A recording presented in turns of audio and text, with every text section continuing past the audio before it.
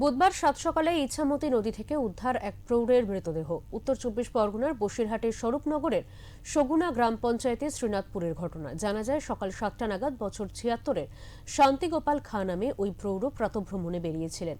তারপরে নিখোঁজ হয়ে যান তিনি। পরিবারের লোকজন দীর্ঘক্ষণ খোঁজার পরে বাড়ি থেকে 200 মিটার দূরে ইছামতি নদীতে জাল ফেলে তার দেহ উদ্ধার করা হয়। পরে সরাফুল গ্রামীণ হাসপাতালে তাকে নিয়ে গেলে কর্তব্যরত চিকিৎসকেরা তাকে মৃত বলে ঘোষণা করেন। স্বরূপনগর থানার পুলিশ দেহটি উদ্ধার করে ময়না তদন্তের জন্য পাঠিয়েছে।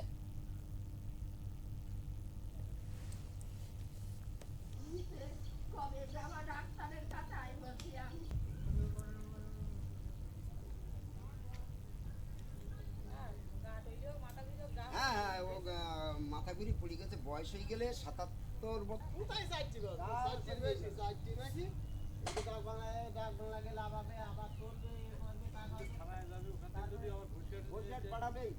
পোস্টমর্টম করবে থানায়, এইখানে হয় হসপিটালে।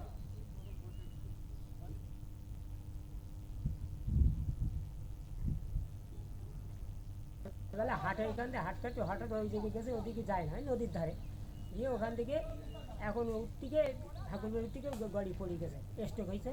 তারপর খুঁজি খুঁজি পাওয়া যাচ্ছে না, তারপরে যে জাল টেনে তোলা হয়, তুলে নিয়ে এখানে রাখা। লোকের বয়স 77 বছর বয়স।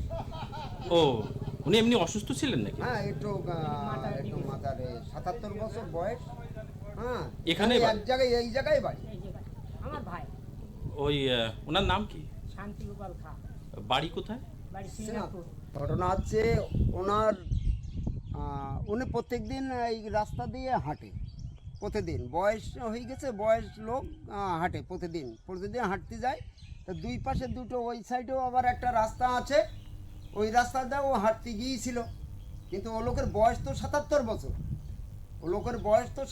বছর। ওখানে টলি পড়ে যাওয়ার পরে ও লোকের আর পাওয়া যাচ্ছে না। তারপরে দেখা যাচ্ছে নদীতে পড়ে গিয়েছে। খোঁজাখুঁজি পরে তারপরে আমরা পাচ্ছি না। তারপরে জেলেদের জাল নিয়ে আসি।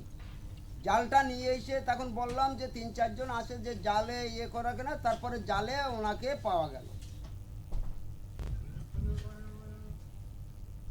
আমরা এই বিষয়ে কথা বলে নেব। আমাদের সঙ্গে টেলিফোন লাইনে রয়েছেন আমাদের প্রতিনিধি অরিন্দম হরি। অরিন্দম, এই যে 76 বছর বয়সী বৃদ্ধের দেহ উদ্ধার হলো ইছামতি নদী থেকে, তার পরিচয় ঠিক কি প্রথমে জানতে চাইব। দেখো দেবাঞ্জনা, বসিরহাটের উত্তর চব্বিশ পরগনা বসিরহাটের স্বরূপনগর থানার সগুনা গ্রাম পঞ্চায়েতের শ্রীনাথপুরের ঘটনা। ওই এলাকার একজন বয়স্ক মানুষ, 76 বছর বয়স, শান্তিগোপাল খাঁ, তিনি সকালবেলায় প্রাতঃভ্রমণে বেরিয়েছিলেন।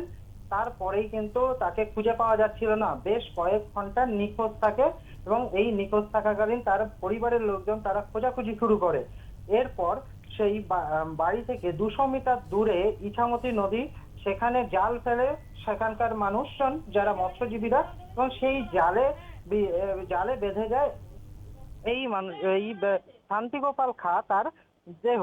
তখন তাকে সেই দেহটি উদ্ধার করে সারাপুল গ্রামীণ হাসপাতালে নিয়ে যাওয়া হয়, এবং সেখানে নিয়ে গেলে কর্তব্যরত ডাক্তাররা তাকে মৃত বলে ঘোষণা করে।